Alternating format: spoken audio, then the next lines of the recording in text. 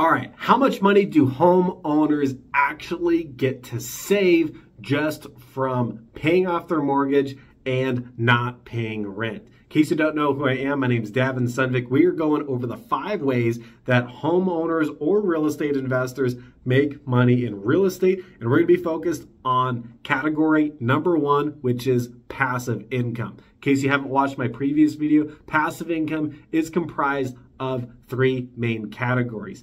It is the cash flow saved from not paying rent. We call this opportunity cost. It is also the loan amortization or equity gained over time from paying off our loans. And it's also comprised of inflation, the savings of not having to deal with a certain percentage of our budget being affected to inflation. That percentage of our budget being our housing costs. Thank you for watching, and let's get right into the content. Okay, we're now going into my spreadsheet. This is what I use to determine whether or not clients are going to save money and how long it takes them to break even in any given market condition. So today we're going to go over our current market conditions in category A, 1 divided by GMR. This is just a ratio between how much rent costs compared to how much it costs to buy a home. In my state, it's about 0.075. Okay, next is our marginal tax rate. We're not going to worry about that. It doesn't affect our calculation in this video. So, market interest rate. This is how much we are paying in interest to our loan company, and right now the market interest rate is about 7%. At the time of filming this video, it's going down, so it might be lower when you're watching this. Purchase price is $350,000. This is because I typically see new homeowners purchasing at $350,000 in my neighborhood, so that's what we're going to use. Down payment is $70,000. Cash to close is $77,000. This is what you pay to the title company in order to close because you've got some fees, and so we're going to have an assumption of $7,000 worth of fees that we're including in this cash to close. If you don't have that much to put down, don't worry. These numbers are just going to change a very little bit, and I can show you example numbers in another video. Payment, $1,862.85. Okay, that is the monthly payment that we're going to be paying to the bank outside of our taxes and insurance, all right? We're going to have another way to subtract that out in the end, so don't worry. And we're going to use an inflation rate of 3%. Okay, I want to make note of something here. See this table that I've got highlighted right here? I'm going to go ahead and highlight the first 12 years. All right, we've got our interest payment. This is the money that we pay to the bank that we don't get to keep. Okay, we've also got our amortization. I'm going to highlight that right here. Amortization is money that we get to keep in the form of equity. When we sell our home, that amortization doesn't go away, and it comes in the form of equity, and this is absolutely passive income. And if you notice, after 12 months, that is going to accumulate to about $2,800. This is a very important number to know because you'll see that we actually have some negative cash flow from being a brand new homeowner, but we've accumulated some amortization in this savings account. So let's see if it washes out in the end. Okay. So we're going to go over to our projections tab. Our asset value is going to start at $350,000. The reason for that is because that's where we purchased it at. Don't worry about these increasing numbers off to the side. We'll explain that in a later video. Opportunity cost is the money that you would have paid in rent if you were not a homeowner. But not all of these opportunity costs are true savings because we've now got property taxes and homeowners insurance and maintenance on the property that we have to pay. And so we're going to say that in our first year it comes out to about $6,500, and we're going to say that that percentage is going to stay somewhat close in time as time goes on, even as inflation affects our housing costs. So we're going to say that our savings is actually $19,000 and $687 $50 before financing. Why before financing, you ask? The reason for that is because our loan is going to change over time. So I don't want you to get too caught up in our loan expenses because yes, our loan expenses does affect our cash flow, but it doesn't affect our savings. And I'll explain why here in just a second. So it's because only the interest portion of that loan payment is actually going to affect our essentially savings, right? And you'll see this number changes over time. That's why I have it isolated. Versus our loan amortization, you'll notice that grows over time. This is the money that we're actually saving. We're actually putting this away in the form of equity. So if you see this $2,800, yes, we have to pay $2,844 to the bank in the form of equity, in the form of loan amortization that pays off our loan balance. But it doesn't mean that it's not passive income. It absolutely is part of our passive income. So we've got cash flow here in our last table.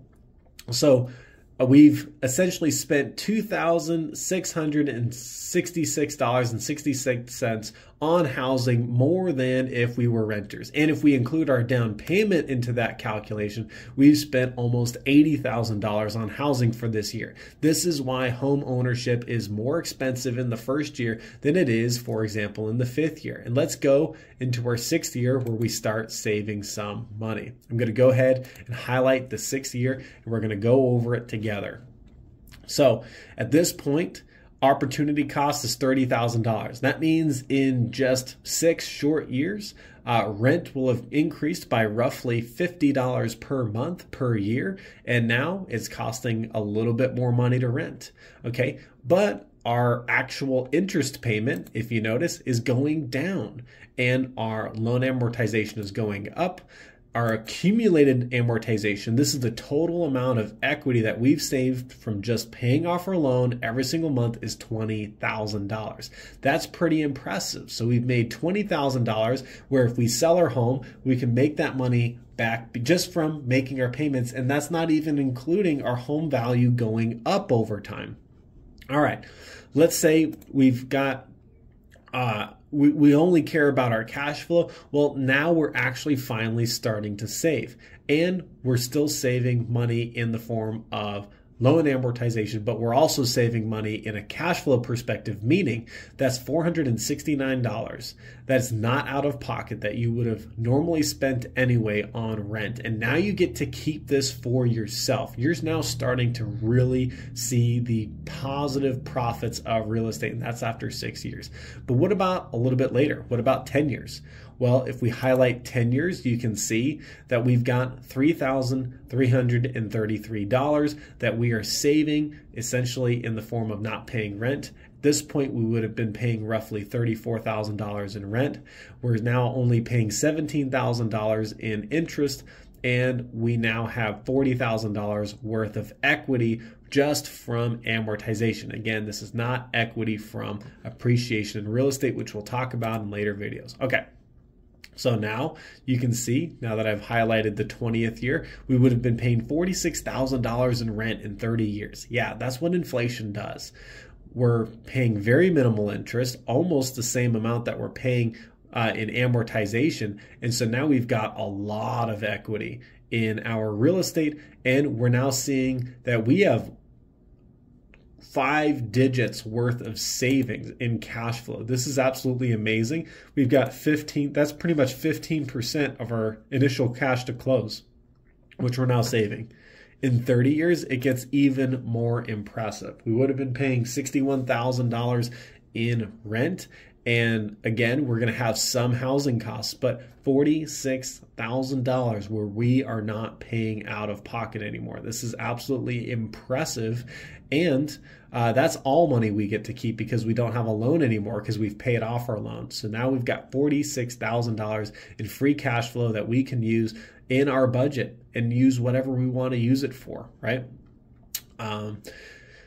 At year 40, our savings are $62,000. So this stuff really does grow over time. And I want to show you really quickly what it looks like if that number was 7% inflation. Now, 7% is what we used to experience in inflation prior to pretty much the year 1990 or the year 1995. So we're going to just use that as a historical marker, but we typically don't see that kind of inflation, but it doesn't mean it won't come back in the future. Okay.